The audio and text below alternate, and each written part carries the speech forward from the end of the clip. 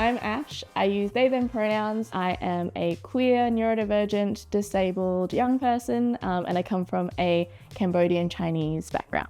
Consent to me means, well, I feel like I need a lot of information when I get consent or give consent. And so I feel like to me, consent is a lot about like what I know and then whether I can make a decision around like whether I want to do that or not do that thing. Hi, I'm Tiara. My pronouns are they, them. I am queer and genderqueer and disabled and neurodivergent, among other things. Consent for me is about making sure people are on the same page when it comes to taking part in something or even not taking part in something. My name's Ollie. My pronouns are he, him. I identify as disabled. I've got a number of different disabilities that impact my joints and my immune system and also my brain as well. Consent just means feeling respected by whoever I'm with, feeling like I have autonomy and choice. G'day, my name is Kurun. I use he, him pronouns. I'm from a diverse background and I'm a youth worker. Consent means willing and engaged and active yes. And that's not just through a sexual context, that's through everything we do in our lives. It also means, having my partner listen not just to whether or not I want to have sex, but also what my accessibility needs are during sex. Consent is important because it's a human right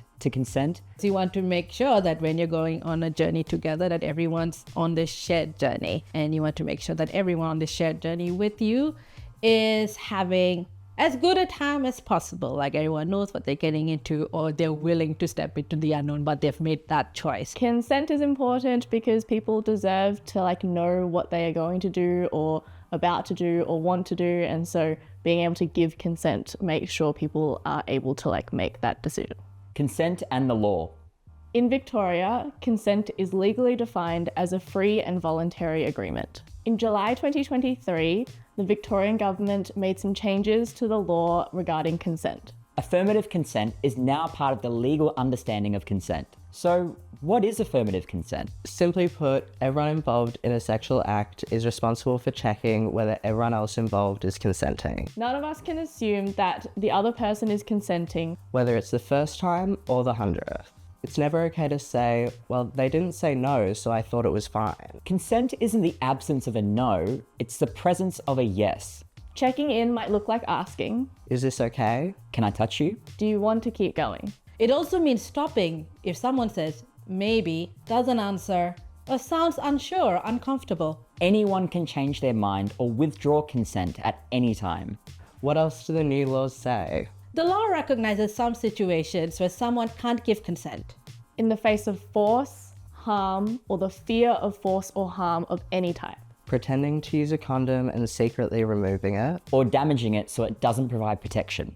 That's also called stealthing. If they're unconscious. If they're drunk, Coercion or intimidation. Pressuring or threatening someone is not consent. abusing a relationship of trust or authority. If someone's in a position of power, like a teacher with a student or a doctor with a patient, A person might not feel safe to say no. If someone can't say no, that's not consensual. Misleading someone about whether they're getting paid for sex, if that's what everyone agreed to. Also violates that consent. That's the law. There are also other ways we might think about consent in our lives. here are some common ways of talking about consent. Enthusiastic consent. You might hear people talk about enthusiastic consent. It's about looking for that active presence of a yes. But as the name suggests, it's more than that. It's also about looking for enthusiasm. That passion or eager interest that indicates desire. When we talk about enthusiastic consent, You might hear people say, if it's not a hell yes, it's a no. Enthusiastic consent centers and celebrates desire without shame. It gives people the message that your feelings matter.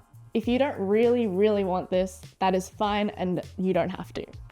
That's a really important and reassuring message. Especially in a culture that can make people feel pressured or feel obligated to say yes. Enthusiastic consent has its limits too.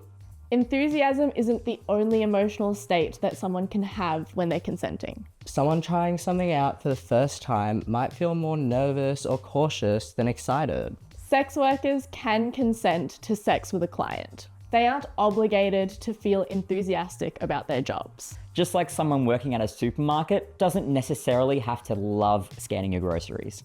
It's a job. Not everyone experiences attraction. Some ace or asexual people don't want to have sex at all, and that's fine. But for those that do, they might want to hook up as a way to connect with their partner. Even if they aren't actually experiencing that sexual desire themselves. People trying to get pregnant might have sex at certain times. Whether they're feeling enthusiastic at the moment or not. If it helps their chances of conceiving. A focus on just one emotion, enthusiasm, can erase a whole array of other experiences. Enthusiastic consent can be a very useful and important framework for many people. If you only want to have sex when you're feeling enthusiastic about it, then that's great. It's just not quite a framework we can use as a universal standard. 5 core concepts of consent. Another way to describe the idea of consent is by using the 5 core concepts of consent. These say that consent has to be Free and voluntary, Specific and informed. Affirmative and communicated. ongoing and mutual. and reflects capacity. These core concepts acknowledge the importance of being informed and knowing what you're consenting to. Consent is an ongoing conversation. In saying free and voluntary, it reflects the reality that a coerced yes is not consent. Specific and informed emphasizes that saying yes at a specific time for a specific act is just that. Someone might be up for making out, but not exactly for taking their clothes off. Or say yes to one kind of toy, but not another. Reflex capacity is meant to address situations like being drunk or being asleep where that person can't give consent. On the other hand, capacity is a concept that is often weaponized against disabled people. We are capable of consent. And deserve the same sexual and reproductive rights as anyone else.